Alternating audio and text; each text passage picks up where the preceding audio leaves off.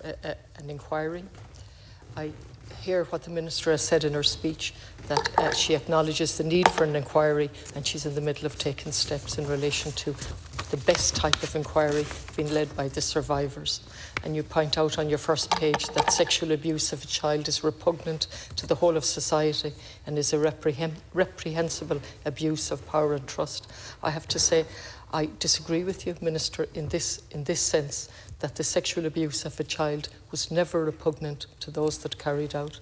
It was never repugnant to the Catholic Church, and it was never repugnant to the management of all the schools. And that is the problem, and we have never faced that problem. And the ethos of the Blackrock College, I think, is bold and fearless. I think it should be changed to brazen and shameless. And that could apply to many, many other institutions. And you talk about listening to the survivors, and if you do, I welcome that. And if it is a survivor-led inquiry, I welcome that. My experience to date does not give me confidence. And why do I say that? Because let me look at a number of things. Let me look at the Savvy report from 2002 that confirmed that the prevalence of sexual abuse was incredibly high. And we did nothing. We fought here since I came in 16 with other colleagues to have a review of that Savvy report. But we closed our ears and our eyes, and we didn't want to know. And then if you look at the redress board that we set up parallel with the Rhine investigation that has been quoted so often here today, we made it an offence. We criminalised those going forward if they opened their mouths as to what they got as an award. We made criminals of them.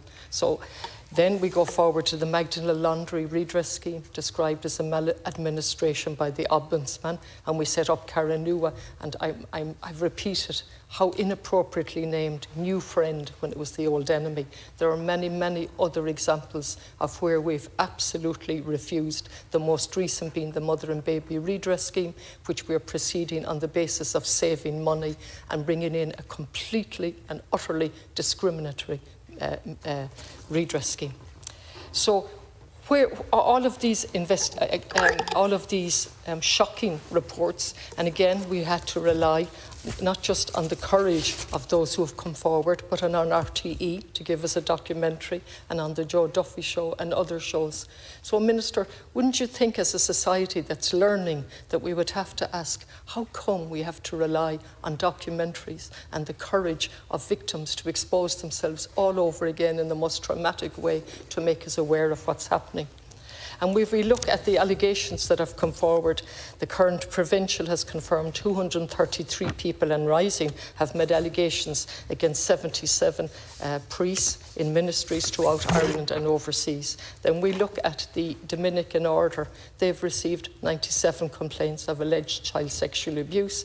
The Bishop of Galway, who presided over a 40-year period in terms of our morality, was a Dominican. The Archbishop McQuaid in Dublin, I understand, was a Holy Ghost priest, or a Spiritan as they're now called.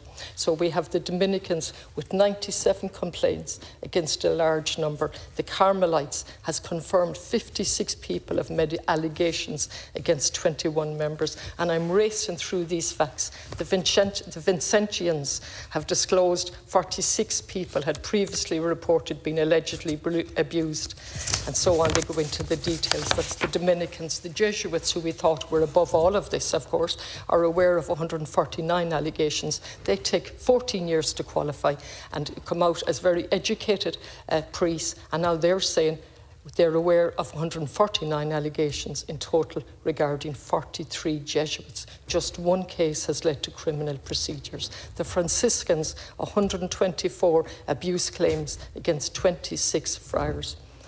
Now, I'm only mentioning some of them.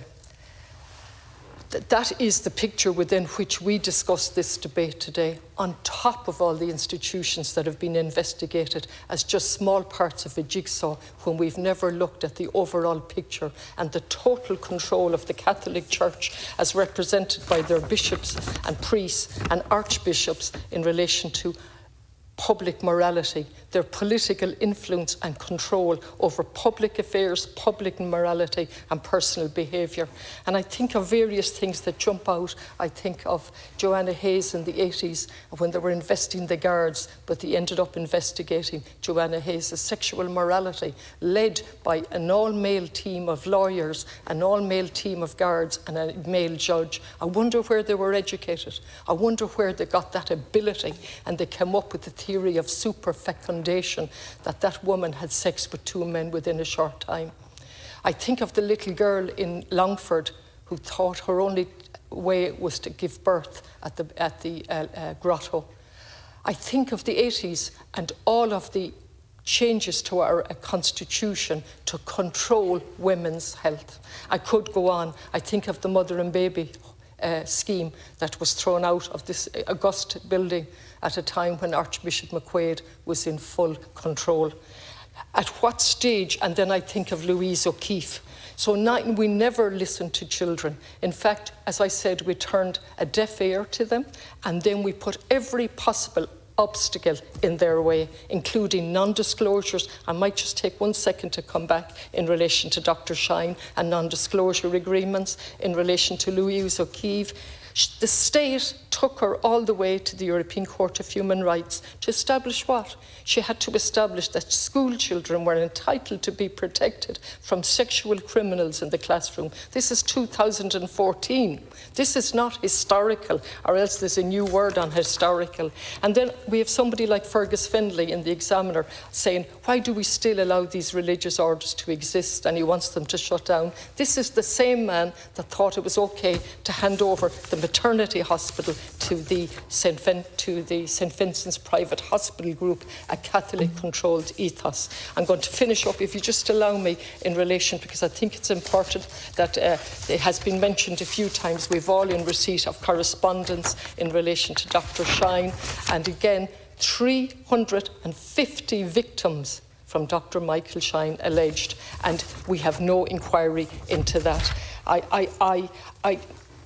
One could despair, but we really have it not alone to stand in solidarity with the victims and the survivors are asking for a statutory inquiry, but to do something and to broaden the discussion out as to what schools produced our leaders, our doctors, our consultants that abused women, refused to listen to them, and determined the discourse or the absence of discourse in this stall over all the years. 100 years of containment in institutions, eloquently captured by the professor from Boston when he talked of the architecture of containment of men and women, but unfortunately mostly women. Thank you.